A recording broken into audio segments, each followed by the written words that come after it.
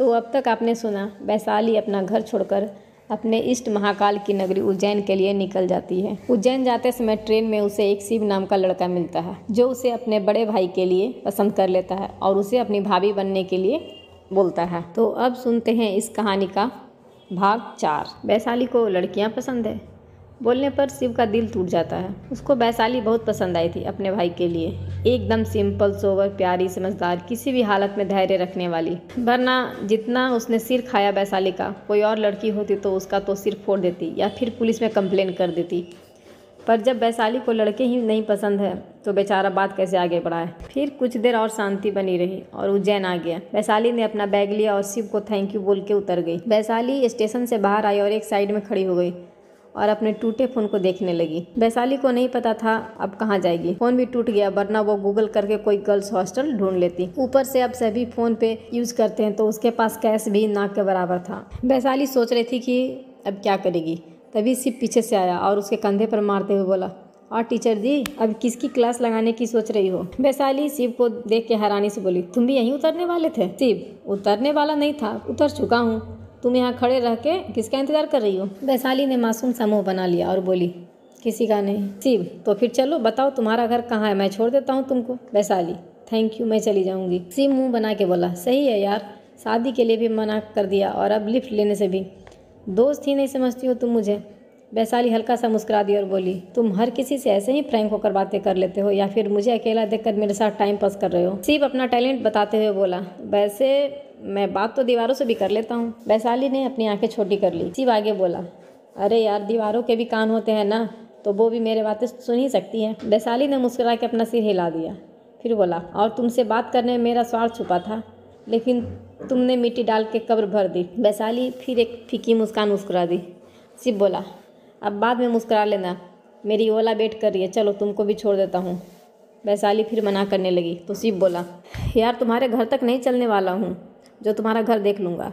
ये डर है तुमको, चौराहे तक छोड़ दूँगा, आगे तुम चली जाना। इस बार वैशाली सच बोल दी, पर मेरा यहाँ कोई नहीं है, मैं कहाँ जाऊँ पता नहीं। शिव सीरियस होकर बोला, मतलब तुम्हारे यहाँ ना घर है ना कोई जानने वाला, फिर तुम यहाँ अकेले क्या कर रही हो। यार यहाँ तो कोई फिल्म इंडस्ट्री भी नहीं है जो मैं ये सोचूं कि तुम घर से भाग के एक्टर बनने आई हो। वैशाली ने गहरी सांस ली और बोली, मैं यहाँ महाकाल के भरोसे आई हूँ उनसे मिलने, लेकिन मेरा फ़ोन टूट गया, इसलिए होटल या कोई हॉस्टल नहीं ढूंढ पा रही हूँ। और इतना कैश भी नहीं है कि ऑटो वाले से बोल के किसी हॉस्टल तक छोड़ने को बोलूँ, क्योंकि देखना पड़ेगा हॉस्टल सही है कि नहीं, किराया कितना है। शिव अपने होंठ गोल गोल घुमाते हुए बोला, ओह ऐसा क्या, मतलब तुम महाकाल के दर्शन करने आई हो। वैशाली ने अपना सिर हिला दिया।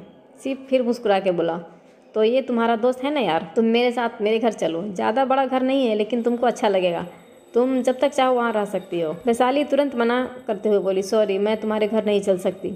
अगर तुम मेरी मदद करना चाहते हो तो कोई सस्ता पर ठीक ठाक हॉस्टल तक छोड़ दो, बाकी मैं देख लूँगी। शिव ने ओके कहा और दोनों ओला में बैठ गए। शिव ने पहले वैशाली को एक हॉस्टल में रूम दिलाया। शिव उसे होटल के रूम दिला रहा था, लेकिन वैशाली शिव को सच न बताते हुए बोली, मुझे कुछ दिन महाकाल के पास रहना है तो होटल नहीं हॉस्टल चलेगा। शिव ने भी ओके बोल दिया और उसको एक कम पैसे में हॉस्टल में रूम दिला के वैशाली का नंबर लेकर फिर मिलते हैं बोल के चला गया। वैशाली भी जल्दी से फ्रेश हुई और महाकाल के दर्शन के लिए निकल गई। वैशाली मंदिर पहुंची तो रात हो चुकी थी और अब मंदिर बंद होने वाला था, इसलिए वैशाली भागने लगी कि मंदिर बंद होने से पहले दर्शन हो जाए तो वो कल से नई शुरुआत करेगी। लेकिन वैशाली इतनी जल्दी में थी कि सामने से आ रहे इंसान से भी भिड़ गई। उस इंसान को इतनी जोर से धक्का लगा कि ऊपर लड़खड़ा के गिर के पड़ा और ज़मीन पर पड़ा पत्थर उसके सिर पर लग गया और उसके मुंह से आह निकल गई। लेकिन वैशाली ने इस बात पर ध्यान नहीं दिया और आगे भागते हुए निकल गई। वो लड़का गुस्से में सिर पर हाथ रखे वैशाली को भागते हुए देख रहा था कि वहाँ पर शिव आया और शौक होकर उस लड़के से बोला, भाई क्या हुआ आपको, आप ऐसे ज़मीन पर कैसे गिर गए। वो लड़का शाश्वत उठ के खड़ा हुआ और बोला, कुछ नहीं छोटे, आजकल लोग कुछ ज़्यादा ही जल्दी रहती है। शिव शाश्वत के माथे से निकलते खून को देखते हुए बोला, भाई पर आपके माथे से खून निकल रहा है। शाश्वत अपने माथे से खून पोंछते हुए बोला, कुछ नहीं, चल माँ वेट कर रही होगी। शिव ने अपना सिर हिला दिया और आगे बढ़ गया, लेकिन शाश्वत एक बार फिर पीछे पलट के गुस्से में वैशाली को देखा। शिव और शाश्वत घर आए तो एक बड़ी उम्र की महिला डाइनिंग टेबल पर खाना लगाते हुए बोली, चलो दोनों आके खाना खा लो। दोनों आके टेबल पर बैठ गए। वो महिला भूमि जी शाश्वत के माथे पर बैंडेज देख के बोली, बेटा यह क्या हुआ। शाश्वत को फिर वैशाली की याद आ गई। उसने गुस्से से अपनी स्पून कस के पकड़ ली और भूमि जी से नॉर्मल होते हुए बोला, कुछ नहीं माँ, फ़ोन देख रहा तो दीवार से टकरा गया। भूमि जी थोड़ा गुस्सा करते हुए बोली, तुम बच्चे लोग भी ना दिन भर काम काम नहीं तो फ़ोन। शाश्वत कुछ नहीं बोला पर शिव मुस्कुरा दिया। शिव और भूमि जी ने आपस में इशारे में कुछ बात की और फिर भूमि जी शाश्वत से बोली, बेटा कल तुम फ्री हो क्या? शाश्वत खाते हुए बोला, नहीं माँ, कल ऑर्डर भेजना है, कल तो घर भी देर से आऊँगा। भूमि जी, बेटा इतनी बड़ी कपड़े की फैक्ट्री चला रहे हो, एक असिस्टेंट तक नहीं रखते हो, सारा काम खुद करते हो, मालिक कम मजदूर ज़्यादा लगते हो, थोड़ा काम तो दूसरों को कर लेने दिया करो। शाश्वत, माँ आप अपना काम खुद करो तो कोई धोखा नहीं दे सकता। और माँ मैं दिन में दिहाड़ी मजदूरी नहीं करता हूँ, मेरी फैक्ट्री में उसमें कपड़े की क्वालिटी, उसका सारा अकाउंट, सारा डील, किसके साथ हम मार्केट में अच्छा बिजनेस कर सकते हैं, ये सब काम मालिक ही होते हैं। वो बात अलग है, लोग काम से बचने के लिए असिस्टेंट रख लेते हैं। असिस्टेंट क्या करेगा, बस मुझे शेड्यूल बताएगा, मेरी जगह मीटिंग में चला जाएगा, पर डील मेरे हाँ ना कहीं तो आगे जाएगी, मैं तो खुद देख लूँ, वो ज़्यादा अच्छा है। भूमि जी, बेटा फिर भी तुम दिन रात बस काम करते हो, कोई हेल्प के लिए हो जाएगा तो कुछ जाएगा थोड़ी ना। शाश्वत ने गहरी सांस ली और बोला, अच्छा माँ एक बात बताइए, जब हम लोग स्कूल जाते थे आपकी तबीयत भी ठीक रहती थी, तब पापा कितना बोलते थे, बर्तन वाली लगवा लो, तुम बच्चों को भी पढ़ाती हो, घर का सारा काम भी करती हो, बहुत थक जाती हो, तो